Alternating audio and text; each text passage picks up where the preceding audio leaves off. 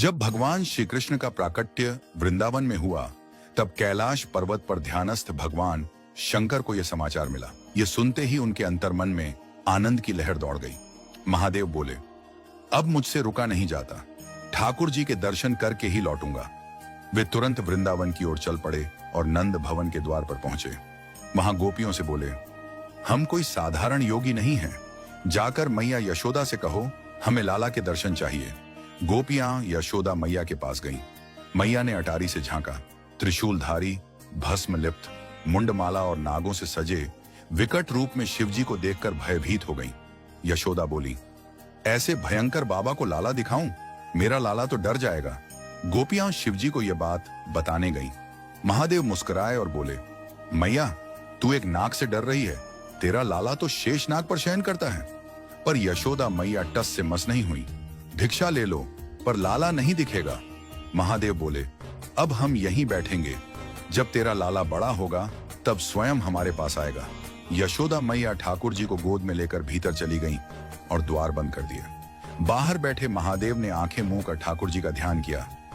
हे लाला, मैं दर्शन की आशा में आया हूं, और कुछ नहीं चाहिए, बस एक झलक। यह भाव सुनते ही श्री कृष्ण अचानक जोर जोर से रोने लगे। मैया ने सब प्रयास किए, दूध, झूला, लोरी, पर लाला शांत नहीं हुए। एक गोपी बोली, मैया बाहर जो योगी बैठे हैं शायद वही नजर उतार सकते हैं। यशोदा ने अनुमति दी, पर शर्त रखी, लाला को गोद में नहीं दूंगी, बस दूर से देखे। गोपियां शिवजी को बुलाने गईं। पहले शिवजी बोले, अब नहीं आएंगे, जब लाला बुलाएगा तभी। पर एक गोपी ने कहा, अगर आप भीतर चलें तो मैं प्रयास करूंगी कि लाला आपकी गोद में आ जाए। ये सुन शिवजी चल दिए। जैसे ही उन्होंने नंद भवन में प्रवेश किया, श्री कृष्ण का रोना शांत होने लगा और वे मंद मंद मुस्कुराने लगे।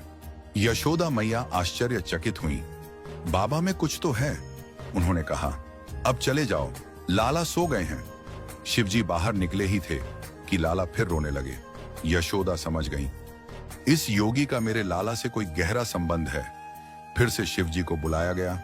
इस बार पालने से दर्शन की अनुमति मिली। शिवजी बोले, मैं सौगंध खाकर कहता हूं, जब तक तेरा लाला बड़ा नहीं हो जाता मैं उसकी नजर की रक्षा करूंगा। उन्होंने पालने को दंडवत किया और कहा, मैया तू क्या जाने, तेरी गोद में कौन खेल रहा है। इसके बाद शिवजी ने अपनी शिव श्रृंगी बजाई। उसकी ध्वनि सुनते ही श्री कृष्ण हंसने लगे। पूरा नंद भवन उस दिव्य मिलन का साक्षी बन गया। यह कथा बताती है कि सच्चा भक्त प्रभु के दर्शन के लिए कितना व्याकुल होता है, और प्रभु भी अपने प्रेमी की भक्ति को व्यर्थ नहीं जाने देते। यह लीला श्री कृष्ण और शिवजी के बीच की अनंत आत्मीयता का प्रतीक है, जिसमें भक्ति, प्रेम और समर्पण का अद्भुत संगम है।